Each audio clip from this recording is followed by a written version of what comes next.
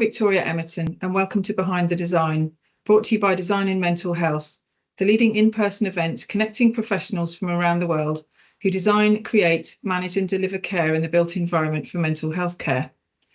Design in Mental Health takes place in the UK each June and features a comprehensive programme of presentations, panels and workshops, a free-to-attend exhibition of specialist products and services, and the prestigious Design in Mental Health Awards. designinmentalhealth.com has all the information on the event dates, the programme details and how to book your event passes. Today, I'm delighted to be joined by Karen Flatt, Architect's Associate Principal Mental Health Lead at Arcadis. Thank you very much for your time today, Karen, and welcome to Behind the Design. Hi, Victoria. I'm really pleased to be here. Thank you. So Karen's giving a presentation at Design in Mental Health called Waking Up on the Right Side of the Bed, Improving Mental Health Through Better Sleep. And that's what we're going to be talking about today. Now, we have a saying in my family that sleep is your superpower. Without sleep, you're no good for anybody, really. So it's a really important thing. We all need to be getting enough sleep. So Karen, what made you choose the subject of mental health and sleep to talk about at Design in Mental Health? Thanks, Victoria. It's funny you should say that about sleep being your superpower, because that is exactly what I say to my husband, who can sleep anywhere, anytime. He doesn't realise, I think, how lucky he is in that he can do that. Whereas I'm somebody who struggles to sleep, whether I'm at home or particularly when I'm away from home, when I can't control my environment. So the reason I chose the subject was because it is something that is, affecting my life every now and again, but also because I'm an architect who's designing mental health facilities and designing bedrooms, and I want to learn more about the science of sleep and try to understand whether there were things that we could do while we're designing mental health bedrooms to improve people's sleep. Because it may be said that someone in a bad mood woke up on the wrong side of the bed, and there is some truth behind that saying, because there's a strong relationship between sleep and mental health. Sleep is closely connected to mental and emotional health and has demonstrated links to depression, seasonal affective disorder, anxiety, bipolar disorder, paranoia and other conditions, all of which may mean people have problems with their day-to-day lives. And lack of sleep is sometimes is probably one of the reasons why red flags start waving and saying, I'm not well, I need some help. There was a research done by the Mental Health Foundation, a survey in 2020, which found that 48% of adults and 66% of teenagers reported sleeping badly had a negative effect on their mental health. So that's really strong evidence that sleep has a bad, or lack of sleep has a bad influence on your day-to-day activities. And there's a bi-directional relationship between mental health and sleep. So if something negative is happening in your daily life, that can then affect the way that you may or may not sleep. And then it turns into a negative feedback loop where one thing makes the other worse. So we know sleep is important for mental and I would say physical health as well, actually. Why is sleep important for mental health? Are there any sort of physiological reasons? Can you explain a bit more why? So lack of sleep is really important because it can affect our emotional regulation. So studies have suggested that sleep deprivation may limit our ability to manage our responses to negative situations. There's been imaging studies undertaken which showed changes in activity in the areas of the brain responsible for regulating our emotional memory processing and our body's response to emotional cues. So in that study, they found that after a night of sleep deprivation, participants showed less emotional expressiveness when viewing both amusing and sad film clips, and another found that individuals with insomnia, as compared to those without, demonstrated an impaired ability to recognise negative facial expressions. And in the same 2020 survey by the Mental Health Foundation, people said that in the last month, the lack of sleep had affected them in that 43% felt more irritable and angry. I shouldn't laugh, but that is the case. 42% felt more stressed and overwhelmed, and 36% more anxious, and as worrying, 12% felt more tearful. So it's affecting a large number of people in quite a profound way, isn't it? So what are the reasons behind poor sleep? I guess we can think of some obvious ones, but if you can sort of open that book for us. There are many reasons why you might not sleep well, and one of it's such a wide subject, because almost everything in your daily life and in your personal circumstances can affect the way that you sleep. One of the big disadvantages is poverty, financial insecurity, and worrying about your finances.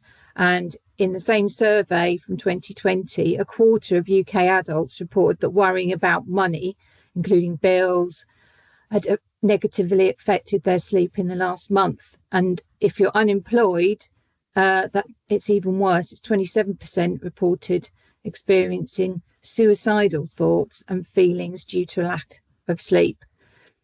They've also got trauma is a really big trigger as well. So 15% of adults reported that thoughts and feelings about a traumatic experience had negatively affected their sleep in the previous month.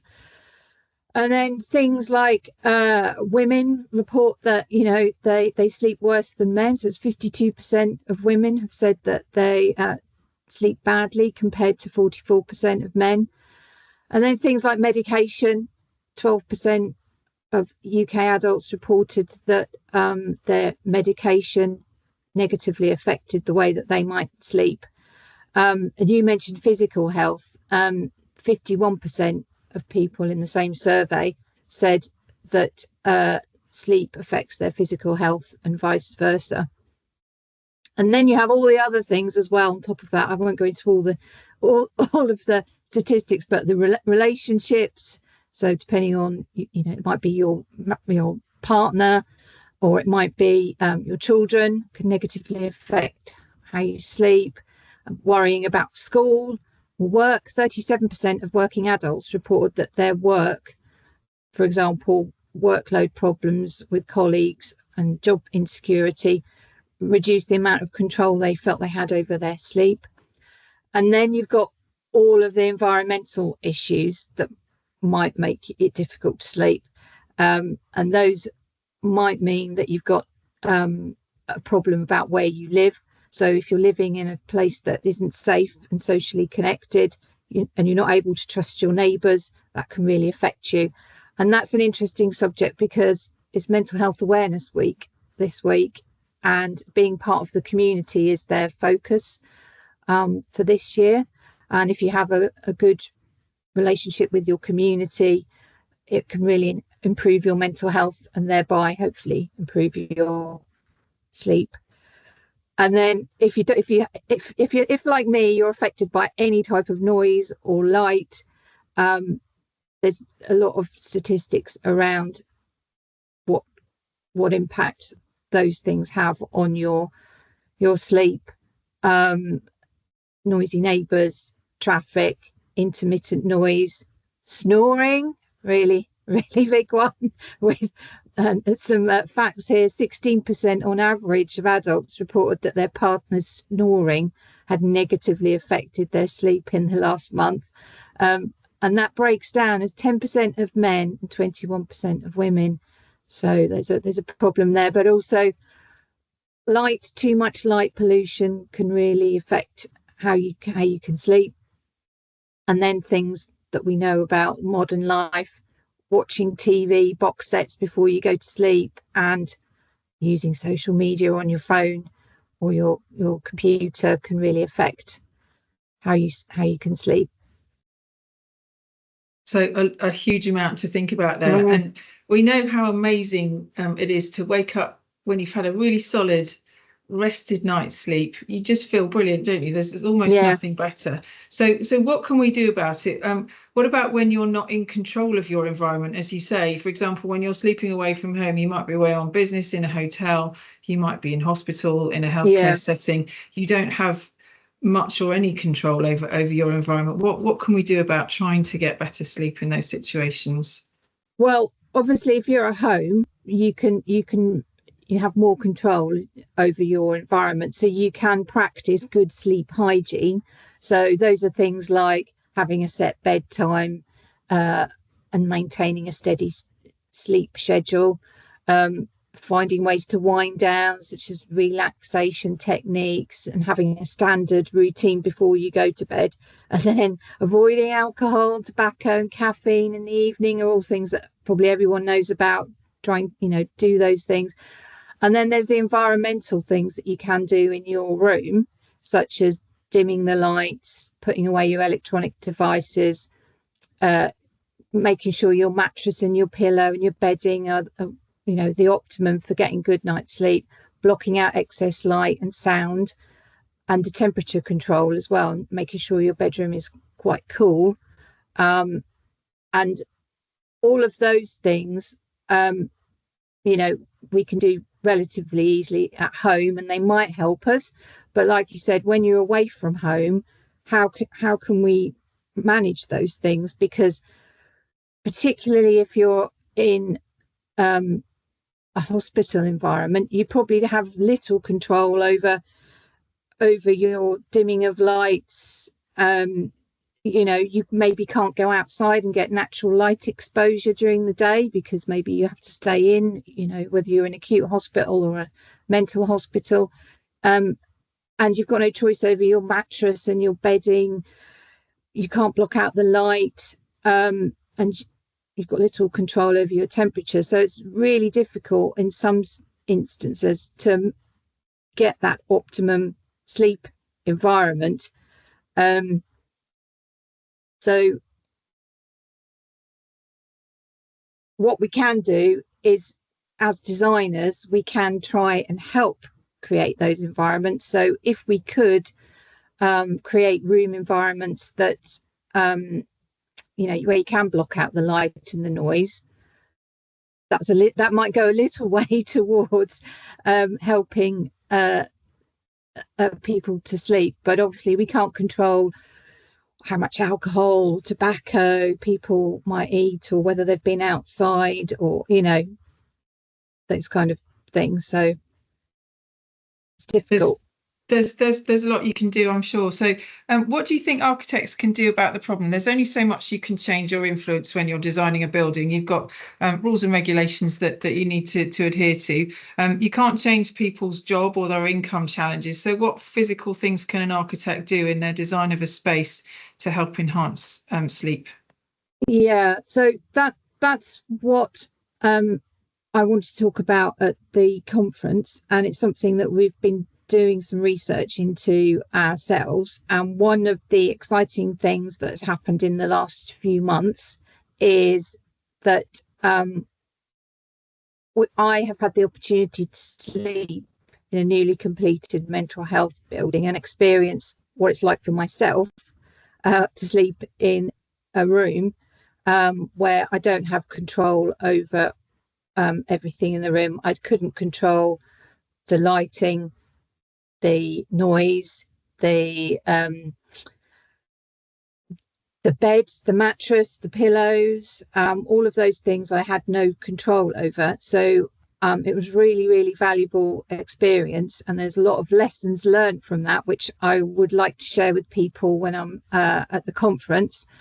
And hopefully we can offer some suggestions on what we can change for future mental health facilities. Some of those things are maybe relatively easy to change. Some of them have a cost implication, and some of them are more difficult. Like you said, some of them might require changes to NHS policy, which is always a challenge, but I think it's really important that we do try to improve our sleep environment, because there is so much evidence that getting a good night's sleep will make you feel better. And you know, I'm hoping that after the talk, people will find it interesting, what we've shared with them, and that we can advance the design of bedrooms further, so that everyone really does have the opportunity to get out of the right side of the bed in the morning. Fantastic. A lot more to discuss. And, you know, sleep is healing, isn't it? As you say, we all need sleep to feel better. So Karen's going to be at Design and Mental Health, talking about sleep. And again, her presentation title is Waking Up on the Right Side of the Bed, Improving Mental Health Through Better Sleep, something we could know more about regardless of where we're sleeping, I would say. So Karen, you're going to be at the event for both days, and I'm sure you're happy for anybody who recognises you, who's heard your talk, to come along and have a chat with you in the exhibition space and sort of pick your brains to get some more information from you. Yes, definitely. Yeah. Fantastic. That's the great thing about events where everyone comes together to talk about things that they're interested in. So anybody watching this podcast, if you'd like to talk to Karen or any of the other speakers at the event, please do come to Manchester. The event's at Manchester Central. The website is designandmentalhealth.com. The event dates and all the details, the programmes of the conference content and how to book your passes are on there. So Karen, thank you so much for your time today. I look forward to seeing you very soon, actually, at Design and Mental Health. And we'll see, hopefully, anybody watching this at the event as well, or at the next Behind the Design podcast. Thank you very much for your time today. Thank you.